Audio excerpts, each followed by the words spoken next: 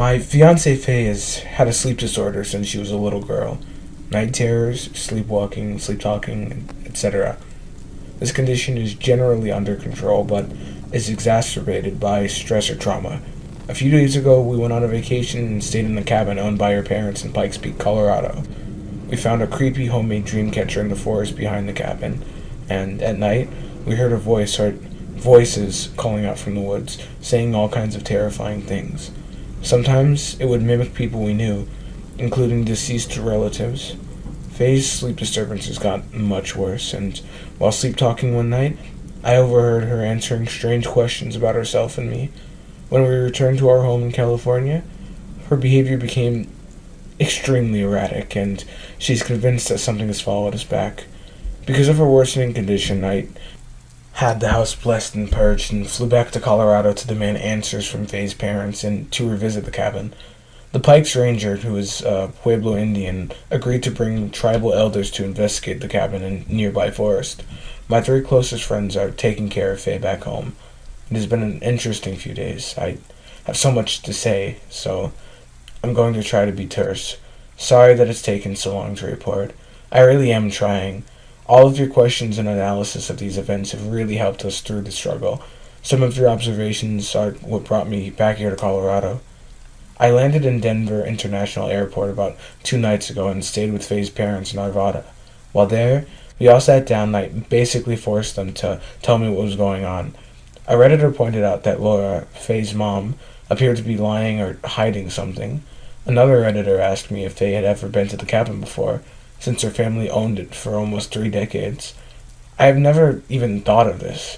When I asked Faye, she said no, and that her parents just use it as a getaway a few times a year. Faye's mom told me that she'd been there multiple times when she was little. This time, Faye's parents told me a different story, but claimed that this was the truth. Faye had been to the cabin as a toddler a few times, and when she was 5, something happened to her. While Greg, Faye's dad, and Faye were outside playing in the snow, Faye wandered off towards the edge of the forest to look in. She was following a voice. Greg was building a snowman and keeping his eye on her. They were only a few dozen yards apart. Allegedly, Greg heard Faye talking, answering questions, but he couldn't hear anyone else talking back. He started walking toward her to bring her back, and he heard her say, "Faye. No, it's Faye. I can't see you." A moment later, little Faye began shrieking and crying. She went stiff as a board, and Greg had to pick her up and haul her back inside.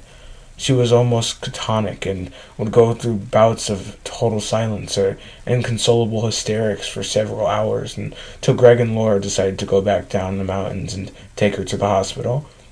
Greg claims he never saw anyone in the woods and never heard any voices speaking to Faye. The doctors thought she had an epileptic seizure. To this day, Faye does not remember ever going to the cabin.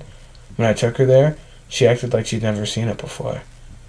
I believe that if Faye did remember being traumatized as a child, she'd never want to go back, so I really think she's blocked out the whole experience, and when we visited her a week ago, she thought it was her first time going.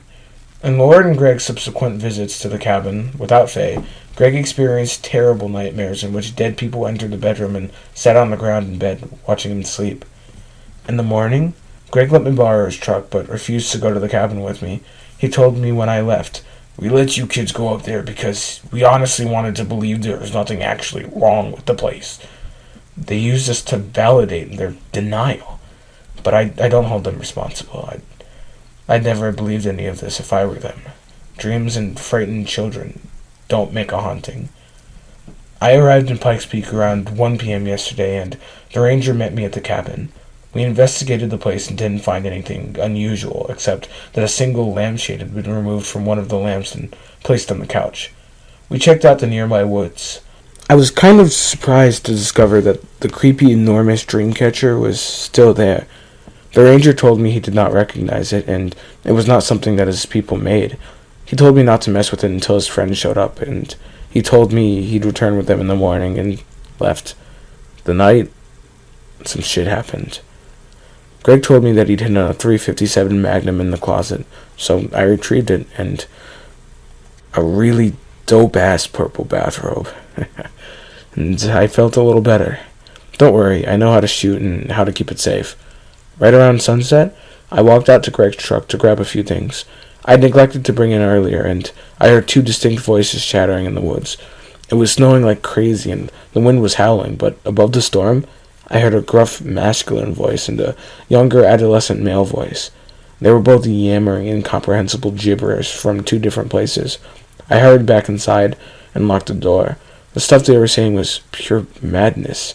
It made no sense. "Put them up there in the trees, and, take and take, walk on down, there, go ahead." I just sat there imagining psychotic cannibals jabbering with their tongues hanging out and eyes rolled back in their skulls. I figured they'd come out of the woods as soon as it was dark. I tried to reach out to Faye back home, but my phone wouldn't get any reception in the cabin. The storm was too strong. I tried to play video games on the SNES, but I was so distracted by all of the sounds outside. Every single noise the blizzard produced caught my ear, and so my imagination manifested all kinds of horrifying creatures sinking around there in the dark. When I finally went to bed, the wind died down a bit, and I heard a few more voices. There was the distant, high-pitched wail that echoed across the entire mountain. There was a child crying, saying something like, "Put me down in the hole, and it's so deep you can crawl forever." But his voice sort of glitched. I don't know. It would suddenly become deeper, as though a grown man were doing an impression of a little kid. I also heard someone hacking and vomiting and crying and begging for help. I didn't fall for any of it. I am 28 years old, and this is the most I've been afraid in my life, ever. Even with Faye walking around like a fleshy marionette calling out to her presence in the dark of my own home. Around the time I was getting into bed, approximately 12:45 a.m., there was a gentle tapping sound outside the window in the living room. It was soft, like a neighbor who was reluctant to bother me. I stood there in the bedroom with the door open, holding my breath, trying to figure out if I'd imagined it. Then I heard it again. So I crept down the short hall and peeked around the corner, just in time to see a figure walking past the windows and toward the front door. With the curtains drawn, I couldn't make out anything but a big shadow. Then it knocked on the door. It was a gentle knock. A man's voice called out softly, "Hello?" I just listened intently and tried to keep silent.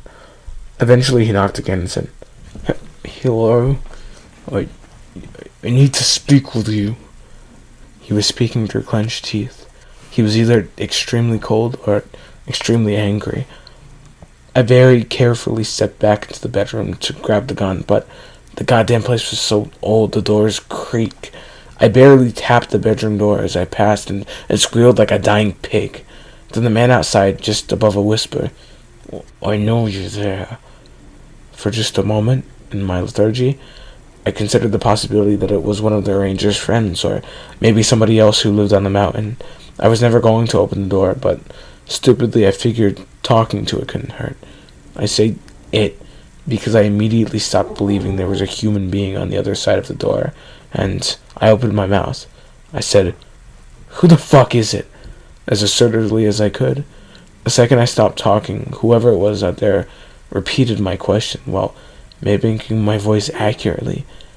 It almost sounded like an echo. Then he said, "May I come in, please?" His voice was a little shaky, but it definitely sounded like me, unnervingly similar to me, but he was still clenching his teeth, so I couldn't hear the difference. I pointed the gun at the door. It was dark in the house, so he couldn't see what I was doing to the curtain. And it said, "If you don't get the fuck out of here right now, I'll blow you in half." For those of you who don't know what a 357 can do to a person, a slug to the chest essentially makes you into a human milkshake, and that's after passing through 2 inches of oak door. We both just stood there for a dreadfully long minute. It started by testing my voice, groaning and whispering out and muttering.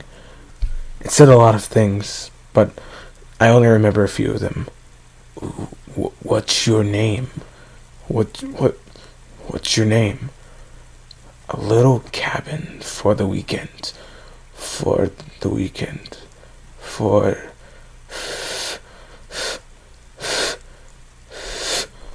And then a bunch of lip smacking and chewing noises. They're lying.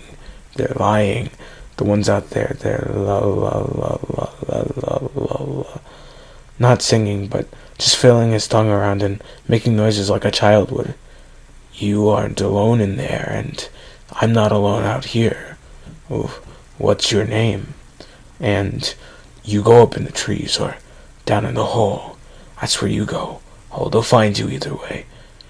The sound of my own voice making these horrific noises and phrases set every inch of my skin on fire. I can hardly describe the physical sensation of fright this intense. It was almost like having a bad fever, hot and cold and wet and sticky all of the time, and I shouted for it to leave and said I was armed. I considered firing off a round, but that's a decision you can't take back, and my number one rule is to only fire when I'm certain I've got a target and a clear reason. I'm proud to say that I can use my voice a lot better than whatever it was that mimicked me. I'm a soft-spoken guy, but I came down like a fucking hurricane screaming, "I will fucking kill you!" He replied simply in a softer tone of my voice, "I will fucking kill you." Then it went back to babbling gibberish and knocking politely on the door over and over. After another minute or two, it suddenly stopped. The last thing it said was, "I know where she is." Then it kicked the door, and I mean harder than any human could possibly kick a door, and ran off. The boom was so loud I couldn't believe the door didn't implode in its frame. The person or thing bounded down the wooden patio and off into the snow, and I swear on my life and honor it sounded like a horse or some huge four-legged animal charging off into the woods. A child's laughter rang out, and then everything was silent. Needless to say, I remained in a cat-like state of delirious paranoia for the rest of the night. The storm picked back up, and I did not hear anything else. I spent the whole night debating whether the thing at the door was talking about Faye. I tried to convince myself that it was just yammering more nonsense, like all the voices I've heard up here, but the way it spoke, that sentence haunts me, even now as I write this. Its voice, my voice, was purposeful and restrained. It chose those words carefully and knew exactly what to say. I've been thinking a lot about the Redditors and about Faye, some kind of doppelganger. When I first saw the nude woman on my car, I thought it was a trick to lure me into the woods where the voices lie. I thought the real Faye stopped me from leaving the cabin, but many of you pointed out that the reverse could be entirely possible. Given how Faye I took home to California is behaving, given how she has failed all of my tests, and given how her engagement ring has been missing since she got home. So I sat there for hours, considering whether I should go into the woods during broad daylight to search for my fiancée. Of course, it's a stupid idea. I understand why people in horror movies do idiotic things. If I'm not looking for answers, why am I even here? I need to know what I saw that day in the driveway. I need to know if there are many voices or just one. I need to know how to get all of this back to normal. I listened to my music on my iPod and desperately tried to distract myself by reading news articles online until daybreak. Most of them wouldn't load because the gods of internet have cursed this cabin. Around 4 a.m., I got up to get some food from the kitchen, and I opened the window curtain a tiny bit to see if anything was going on outside. A ton of snow had fallen. At the rim of the forests, dozens and dozens of yards out, I could see a distant figure, standing perfectly still in the moonlight. He was facing away, staring off into the darkness. I checked on him every 20 minutes since then, and he never moved. When the sun rose around 6:15, he was gone. I never saw his face. Today, the ranger and his two buddies came to the cabin, as promised. They were instantly likable and warm. One of them, T-Way, pronounced T-Way, is a medicine man in his 60s and was especially cool. The other was his son, Nathan, who was probably just a few years older than me. They told me all kinds of interesting lore about Pikes Peak and surrounding areas, and then proceeded to tell me a disturbing story that they believe explains the strange activity on the mountain. For the sake of brevity, I will relay this in my next post. The ranger gave me one of his facility's satellite phones to carry and stay in contact with them in case of emergencies.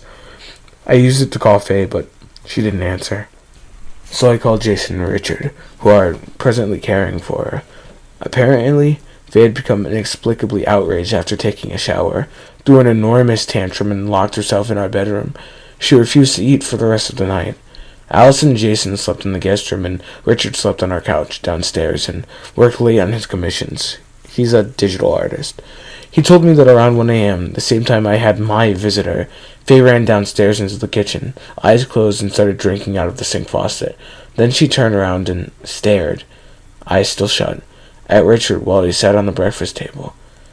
She said, "Felix," to which he replied, "He's in Colorado, Faye, remember?" And then she said, "We sent him there to die." Then she sat down right there in the kitchen tiles and went back to sleep. I've instructed my friends only to wake Faye if she does anything serious, so they observed my rules and got her back into bed without much of an issue. For all the crazy shit Faye's done when she's asleep, at least she never gets violent. The guys put her back into bed easily enough. The next day, Allison bailed on the whole project. She said she was awake all night listening to Faye whispering through the wall. Faye told Allison about how there was a man in the house and he was asking about her. My flight home isn't a day after tomorrow, so I'm going to have to figure all this shit out real quick. I'm going to take a nap. It's nice and bright outside. No voices. Good night. P.S. As soon as I get home, I will put up the Faye video. I know I keep saying this, but I really did not expect to suddenly return to Colorado. I swear, I will put it up, and then that will be the end of it. I resent myself for turning this into such a long and ridiculous blog of my experience. Getaway is an incredible storyteller. He told me that Pikes Peak and the surrounding area was inhabited by the Ute, Manitow, Arapaho, Pueblo, and Aussie, and other Native American groups at various times. In the 1860s, when the gold rush was in full swing, many Indians were violently displaced because of the mining operations there. They were torn away from their sacred lands, which was catastrophic to their cultures. Getaway stressed that, historically, Americans have not understood the significance of land and names to the Native Americans, and this is critical to understanding the supernatural presence on the mountain. The major world religions like Christianity and Hinduism and Islam are universal. They can be practiced anywhere. You can pick up your whole life and move to Kentucky or Scotland or Istanbul, and you'll still be whatever religion you are. Your God still hears your prayers, and he still intervenes in your life. But Native Americans practiced land-based religions. The land they inhabited is a part of their creations and their stories. It's not that the land belongs to them, it's that they belong to the land, and both are in a symbiotic relationship with one another. History is embedded in the landscape. A person is reminded of specific lessons and wisdom when they see a part of the land. The mouth of this river has a story attached to it. That fallen tree has a story attached to it. A battle was won here. A chief died there. Peace was made between tribes with a feast here. When a native group is forced out of its homeland, the people lose their history. What's worse, they leave behind the places where their dead are buried. Since the dead are bound to that place, the Indians who left no longer have spiritual connections to their ancestors and, thus, to their gods. Their medicines and magic no longer work. They forget the names of sacred places as the names in history and wisdom are forgotten. The tribe's spiritual power essentially evaporates.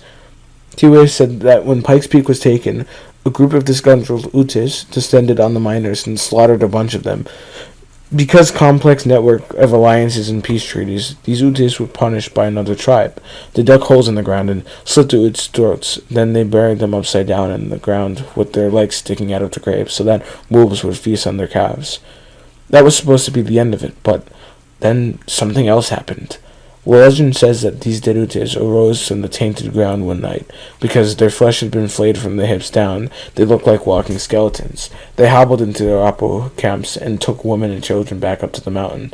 They forced them deep into one of the mines, never to leave again. The howls of women and children have been reported on the mountain for over 100 years now. The Utes and Arapaho engaged in blood feuds sometimes called mourning wars. For years, they exchanged curses, executed, and skinned and tortured each other.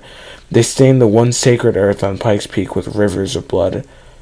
I was pretty mortified by this story. I just kind of sat there with the ranger while Getaway and Nathan blessed the cabin. They burned sage and tobacco inside and outside and crushed herb dust to cover their hands. They made a handprint on every window and drew small symbols in ash, at the top of the front door, inside and outside.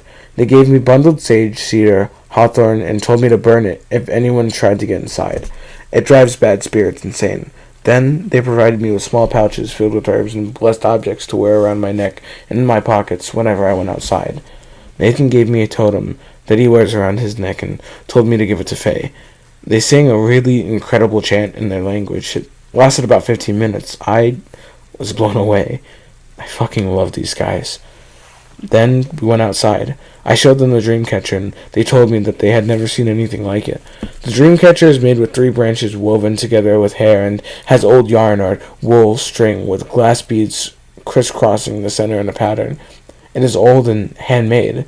Getaway told me not to touch it or move it. If you find an object of power and do not know who made it or what protects, you should leave it alone. I asked him if it could be evil, and he said, maybe. I got them up to speed on everything that has happened. I said that a lot of my friends, Redditors, but I didn't explain that, suspected that Faye at my house in California was a duplicate, and that the real Faye was somewhere in the woods. Getaway and Nathan disagreed with each other on whether that could be, but we searched the wood looking for signs of Faye. We found nothing. I told them about the missing ring, and they said exactly what many Redditors have said. If Faye loved the ring, and it was powerfully symbolic to her, it could be used by a bad spirit to harm her. They told me to find it at all cost. They told me that if Faye were indeed still here on the mountains, she was certainly dead. And the moment we've all been waiting for. Getaway named the creature that was tormenting us. He said his people call it Adon Anotukoga, the imposter. Bad spirits inhabit the land everywhere, and sometimes they get the opportunity to use a tragedy like Pikes Peak massacres to command a human figure and walk the earth partly mortal. In the case of the imposter, they collect animal and human parts, piecemeal, wherever they can, and stitch them together. This is why they walk strangely, vocalize strangely, and why they never show their faces or come out during the day. They cannot pass for humans. I asked Getaway why I always see some facing away from me at the edge of the forest, and he said it is because it does not want me to know its identity. But eventually the imposter would come for me, wearing Faye's skin and teeth and hair, and try to convince me that it was her. When I asked him what it wanted, he said, "Nobody knows." He also told me that there is power in names, as many Redditors have stated, and that I should not speak its name, especially not to it, because that could provoke it. Of the voices I was hearing in the forest every night, Tua said they practice what they hear for decades. It makes it easier for them to hunt. The freaky shit. Tua, Nathan, and the ranger left at sunset. I spent the rest of the evening thinking about all of this, and I think I figured a lot of things out. Around 9 p.m., something disturbing happened. I used the satellite phone the ranger gave me to call Faye. She actually answered and was just lying in bed reading. We had a great conversation. I told her I missed her so much and that I was up here trying to solve what was happening. I told her I wanted to have a family with her. She said she was feeling better and had actually gone a whole night without sleepwalking or terrifying Jason and Richard. About 15 minutes of talking, I started hearing sounds outside. I heard footsteps crunching in the dry snow, and I heard a voice. My voice.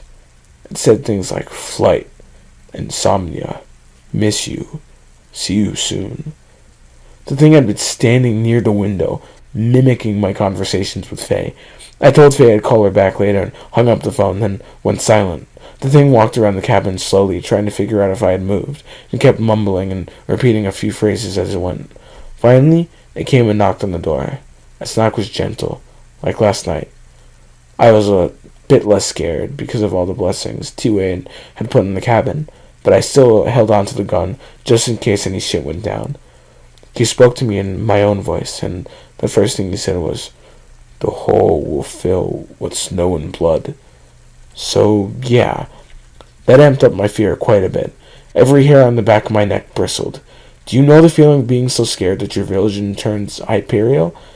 Everything looks like a realistic video game. So everything looks just slightly off. Then it knocked again and said, "Hello?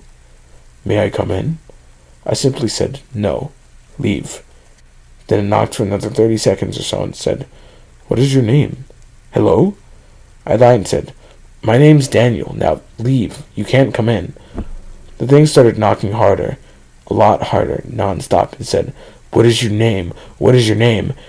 It was terrifying to hear my voice coming from the other side of the door and to hear rage building in that voice. I said again, "My name is Daniel." But the thing just kept yammering, asking the same question. It would occasionally say things like, "Ticket, ticket, rental car. You go up in the trees. The hole, down in the hole. What is your name? May I know your name?" Yeah, I had an idea. I'm really good with fake accents, and when I was a child, my first language was German. Dad immigrated to Boston and met my mom. I started speaking in a thick accent, talking about my day, and then started shouting in German. Der Freund von Ravenna Tricken. My visitor went silent and stopped knocking.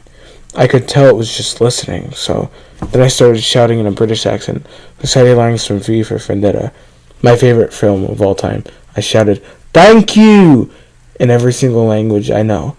I once committed to learning it in 100 languages and stopped around 20. My unwanted guest just sort of stammered a little bit, trying to mimic me, but failed to do so. I was no longer speaking in any recognizable pattern or tone. Eventually, it just started growling the sounds of Faye, and I heard in the forest when we stayed in the cabins, watch you, woe my woe way," and started scratching and pounding the door. I grabbed a sage bundle and torched it with my lighter, and waved it all around the door frame. I don't know if the thing outside could smell it, but it walked off the porch all pissed, growling, and went off into the night.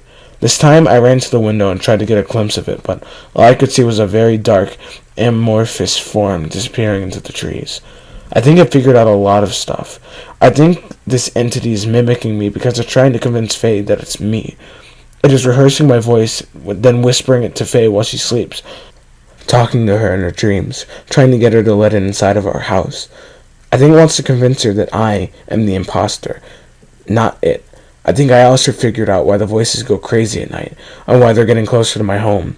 These fuckers aren't trying to scare me, they're trying to deprive me of sleep. If I'm psychologically and emotionally drained, I'm weaker. If I'm delirious, I'll make a mistake. Their, or his, attempts to get me will be easier. I'm still trying to figure out how controlling Faye like a puppet in her sleep plays into all of this. I know what I saw. There was a man standing outside her house, walking the exact same creepy way Faye was sleepwalking at the same time. I'm also still considering the possibility that I already made a terrible mistake and that the imposter has already won. When I went outside on the first night of the cabin with Faye, trying to see where the voices were coming from, I left the door unlocked. And user Franbutt said that was the moment that Faye was replaced by something else. I just don't know what to think, but for now, I'm going the fuck to sleep. Update 4/30. Well, fuck. I found the ring.